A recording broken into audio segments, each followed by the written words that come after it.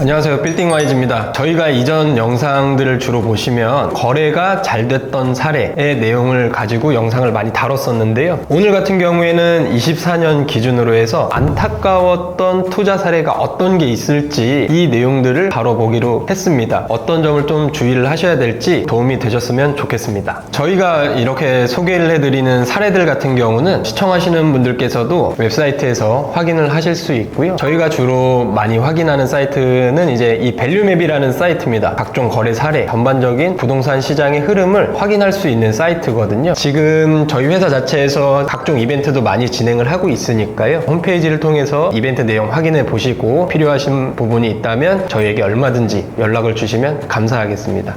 그럼 이제 첫 번째 저희가 안타까운 사례로 뽑았던 물건을 한번 보겠습니다. 2호선 역삼역 인근에 위치한 물건입니다. 보시게 되면 역삼역에서 4번 출구에서 도보 약 5분 이내의 거리에 위치한 물건인데요. 이 물건은 그러면 어떤 점이 좀 아쉬웠는지 한번 말씀해 주시겠어요? 네, 역삼동 건물 같은 경우에는 22년 5월 달에 70억에 매입을 하셨고요. 2024년 1월에 78억에 매각을 했습니다.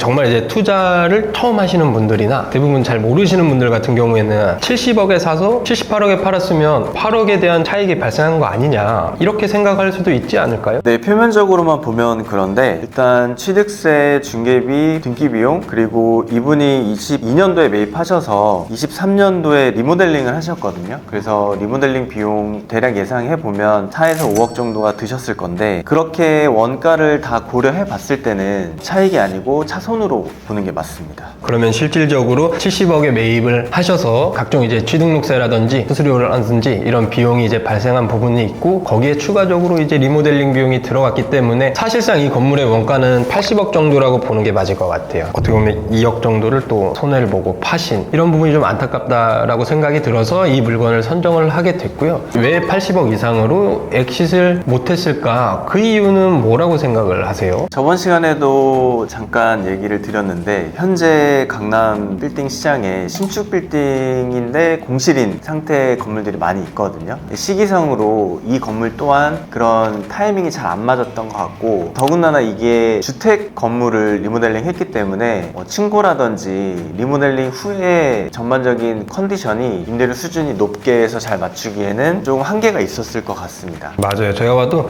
여기랑 접근성은 그렇게 나빠 보이지는 않아요. 근데 이 전 소유주분께서 책정했던 예상 임대료를 제가 이제 내용을 쭉 보면 연면적이 한 157평 정도 되는데 책정했던 임대료가 생각보다 좀 비쌌습니다. 건물에 이제 일단 승강기가 없기 때문에 책정하셨던 임대료는 신축들 기준으로 승강기가 있는 건물들이 임대 수익률 수준이었거든요. 제가 체크한 바로는. 근데 그 임대료를 받기에는 조금 무리가 있지 않았나. 그 부분이 좀 부담되셨을 것 같습니다. 그럼 이제 다음 사례 물건을 한번 보도록 하겠습니다. 다음 사례 물건은 신사동 압구정역 인근에 위치한 건물입니다. 24년 1월에 75억에 거래된 물건입니다. 네, 신사동 사례 같은 경우에는 2022년 5월에 기존 소유주분께서 매입을 하셨고요. 그때 당시 77억에 매입을 했습니다. 그리고 24년도 1월에 75억에 매각을 한 사례인데요. 이때 당시에 강남에 70억대 신축 건물이라는 점이 메리트로 느껴지셨던 것 같아요. 그때 워낙 이제 불장이었고 강남에 거래가 워낙 많이 되던 시기였기 때문에 그런 점을 보고 들어가신 것 같은데 추후에 이제 금리가 높아지면서 금리에 대한 부담이 생겼을 걸로 예상이 되고요. 그래서 2억이라는 차익을 보고 매각을 하신 것 같습니다. 신사동 물건 같은 경우도 히스토리를 좀 보자고 하면은 이 전전 소유주분께서 19년도에 28억이라는 금액의 다가구 주택을 이제 매입을 하셨어요. 이제 흔히 저희들이 말하는 이제 밸류업을 하실 때 많이들 하는 투자죠. 그렇게 이제 신축이 진행된 물건을 22년 5월에 이제 직전 소유주분이 매입을 하게 되고 그때 당시에 이제 임대차 내역을 보게 되면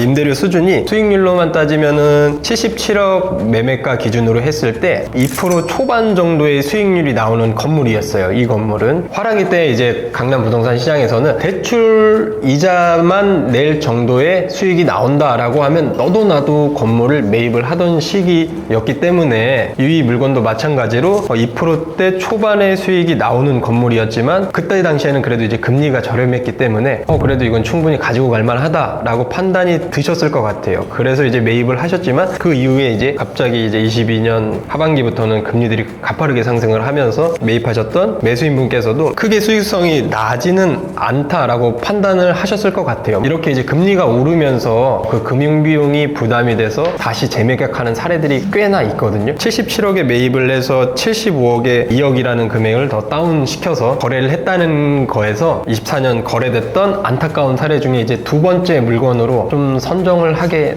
됐었습니다. 네, 그리고 투자 시 고려해야 될 그 체크 사항 중에 한번 얘기를 드려보면 일단은 도로가 4m 도로예요. 국도로이긴 한데 바로 맞은편에 빌라가 있어요. 그래서 상권이 약간 끊기는 느낌의 위치이고, 이 지역은 상가로 임대를 놓기가 쉽지 않은 위치거든요. 근데 1층을 살리고 지하를 안 파셨어요. 오히려 1층을 필로티 구조로 주차 대수를 좀 더 확보하고 지상에 사옥이나 사무실 용도로 타겟을 잡고 건축을 했으면 어땠을까 하는 아쉬움이 있는데, 전형적인 재매각을 위해서 신축을 해서 매각을 한 사례가 아닌가 싶습니다. 전무님이 말씀하신 거에 조금만 첨언을 더하자면, 부동산 투자를 하시면서 배우 상권을 굉장히 보시는 게 좋아요. 강남이니까, 신사동이니까 이렇게만 다가가실 게 아니라 이 배우의 상권은 어떤 업종들이 있고 주로 어떤 임차인들이 많이 입점해 있는지를 체크하는 게 좋을 것 같고, 이 해당 블럭 같은 경우에도 옆에 있는 신사동 가로수길이라든지 이런 데처럼 먹자 상권이 발달하거나 이렇지는 않잖아요. 저기가 그때 당시에 장 분위기에 결정하시는데 영향을 미치지 않았나, 시장 분위기 자체가 그렇게 조금 생각이 들기는 합니다. 그럼 저희가 이제 마지막 사례로 선정 능력 인근에 위치한 건물을 한번 말씀드려 보도록 하겠습니다. 22년 5월에 63억에 매입을 하셨고 24년 1월에 59억에 현재 실거래가가 찍혀 있는 상황입니다. 전 소유주분께서 22년 5월에 63억에 매입을 하신 물건인데, 이 물건도 직접 물건이랑 상황 자체가 조금 비슷한데, 21년도에 다가구 주택인 건물을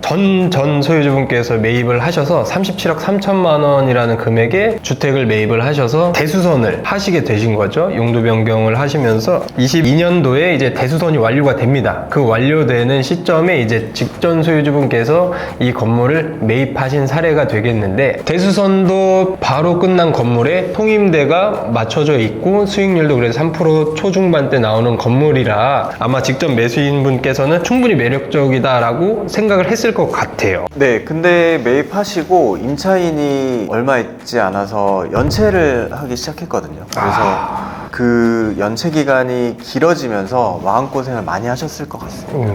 소유주분께서 매입을 하자마자 거의 한 2달 만에 임차인분께서 연체가 시작이 됐다고 했었어요. 그렇게 이제 임대차 기간이 진행이 되면서 월세를 실질적으로 제대로 받지를 못하셨어요. 그리고 이제 23년 상반기에 이 현 임차인을 명도를 하게 됩니다. 기존 임대료 수준으로 이제 다시 재임차를 하려다 보니 임차인을 유치하는데 굉장히 힘이 드셨다고 해요. 1년 가까이 공실로 놀다가 매각하는 시점까지 결국에는 임차인을 못 맞추고 매각을 하시게 됐습니다. 그래서 이 건물을 선정을 하면서도 참 정말 안타깝다고 생각을 했던 게, 매수하시는 매수자분들께서는 이렇게 이제 안정적인 수익률이 나오고 정말 손볼 거 없이 좋은 건물이다 라고 생각을 하고 매입을 하시지만, 앞서 말씀드렸던 것처럼 그 수익률 수치에만 이제 너무 집중해서 보실 게 아니라 어느 정도 수준의 임대료를 책정을 해서 다시 임차인을 맞춰서 이 건물을 안정적으로 끌고 갈 수 있는가, 이런 것도 꼭 매매하시기 전에 체크해야 될 부분이라고 생각을 하고, 실사용 목적이거나 아니면 인근 시세 대비 임대료 수준을 잘 파악을 하셔서 이런 위기 상황이 발생을 했을 때 금방금방 대처할 수 있는 시장을 보는 눈을 이제 키우는 것도 이제 많은 공부가 필요하지 않나, 이렇게 생각을 하게 됩니다. 오늘 영상에서는 안타까운 사례들을 다뤄보는 시간을 가져봤습니다. 저희가 영상을 준비하면서도 잘된 사례들을 영상으로 이렇게 소개를 할 때는 정말 신나고 얘기도 잘 나오고 재밌는데, 안타까운 사례를 영상으로 제작을 하려고 하다 보니까 영상을 찍는 내내 마음이 그렇게 편치는 않았어요, 사실. 그럼에도 이 영상을 제작한 이유는 이제 이 안타까운 사례들을 시청자 여러분들께 이제 소개를 해드림으로써 앞으로 이제 투자하실 때 이런 부분은 좀 주의를 해야겠다, 이런 부분은 중요하니까 체크를 해야겠다라는 부분을 말씀드리고 싶다는 취지에서 영상을 제작하게 된 거고요. 앞으로 계획하신 투자 방향에 조금이나마 도움이 되었으면 좋겠습니다. 오늘도 영상 시청해 주셔서 감사합니다.